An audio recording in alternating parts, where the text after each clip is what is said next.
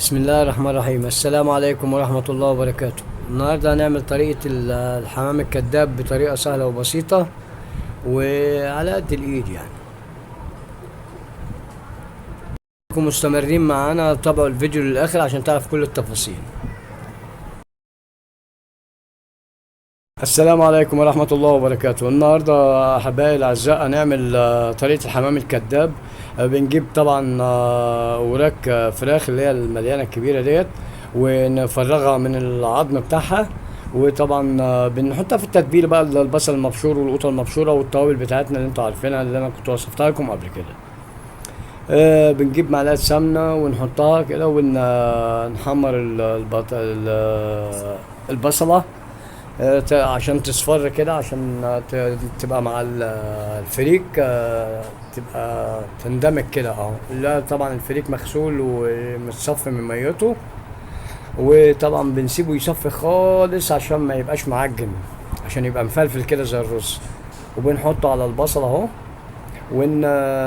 في قلب الطاسه، ونقلب بقى كله في قلب بعضه كده عشان كله يتشرب من بعضه، ياخد الطعم بتاع البصله وياخد الطعم السمنه اللي اتحطت، وتقلب بقى على طول كده.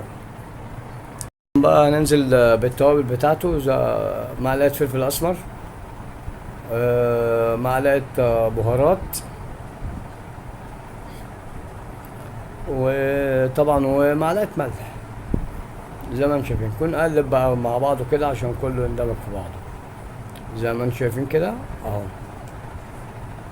وبعدين يعني طريقه سهله وبسيطه وحلوه يعني، مش صعبه يعني. وحتى يعني اللي سنه اولى طبخ او لسه اللي بتتعلم يعني سهله وبسيطه ومش مكلفه يعني. النهارده فرده الحمام بكام؟ انت هتعمل حمام كداب كأنك بتاكل حمام يعني زي ما انتم شايفين كده. حتى تقلب اه.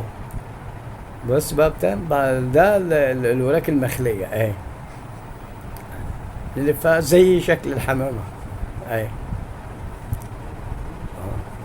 ده اول واحد اهو، وادي اهو التانية. وما تنسوش بقى طبعا اللايك والتعليقات الجميلة بتاعتكم، وتفعل زر الجرس وتشترك في القناة عشان يوصلك كل ما هو جديد. وطبعا نشجع بعض يعني اهو زي ما انتم شايفين كده اهو. وده رقم 2، وسهلة وبسيطة ومش مكلفة يعني.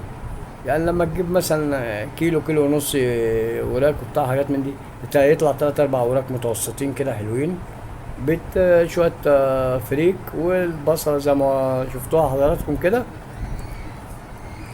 وبيبقى تغيير وتنوع في الأكل وبتاع حاجات من دي، على سبيل إن يعني ما تحرمش نفسك من حاجة، وتنويع في الأكل. وبعدين على قد الجيب، مش على قد الإيد، لا على قد الجيب على قد الجيب. واتمنى من الله ان الفيديو يعجبكم ان شاء الله اهو. زي ما انتم شايفين كده اهو 4 وراك تتحشوا. وبعدين احنا بدل ما تلفوا بالدبار بالفرش بالفتل وبتاع وحاجات من دي يبقى منظره مقزز كده، لا، الورق الفويم كده تلفه كده عشان ما تفتحش الورك والفريك، ما يفتحش منك في الميه، ما يفتحش منك في الميه. وزي ما انتم شايفين كده اهو، تلفوا كده مع بعضه اه. دي طريقه طبعا حلوه، يعني تطلع الحاجه متماسكه بقى، مش مفشوله كده ولا بعزقه، ما تتفكش من بعضها في قلب الميه وهي بتتسلق وبتاع حاجات من دي. شوفوا هنا انا عملت لكم ابو فتله كده شكله مقزز، يعني شكله مش عاطفي، شكله مش حلو، انما كده احسن اه. كده احسن في الفويل كده، تلف الورك الفرخه اللي هو المحشي طبعا بالفريك، وتقفل عليه كده، وتقفل عليه حضرتك كده زي ما انتم شايفين. وبعدين تبدا بقى ايه نسقطه في الميه يعني. نبدا كده بقى بعد كده، دي يعتبر اخر واحده، هنبدا نسقطه في الميه بقى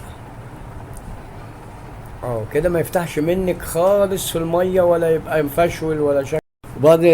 بعدين زي ما انتم شايفين حضراتكم كده، بنجهز الميه، بنكون خراطين فيها بصله زي التقليه كده رفيعه، مع بصله مع بطايه، ونسقط فيها زي ما انتم شايفين كده، نسقط فيها الواحدة بوحدتها كده. وطبعا دي كمان مع السلق بتدي طعم. طبعا ما تنسوش التوابل برضو، يعني التوابل بقى طبعا اللي هي شوية فلفل اسمر، شوية كمون، شوية بهارات، وشوية ملح. ايه رأيكم بقى في المنظر الجميل دوت؟ حمام اهو، والف هنا وشفا. وعملنا جنبيهم شوية ملوخية كده. وما تنساش بقى لايك واستفعل زر الجرس واشترك في القناة عشان يوصلك كل ما هو جديد. والسلام عليكم ورحمة الله وبركاته.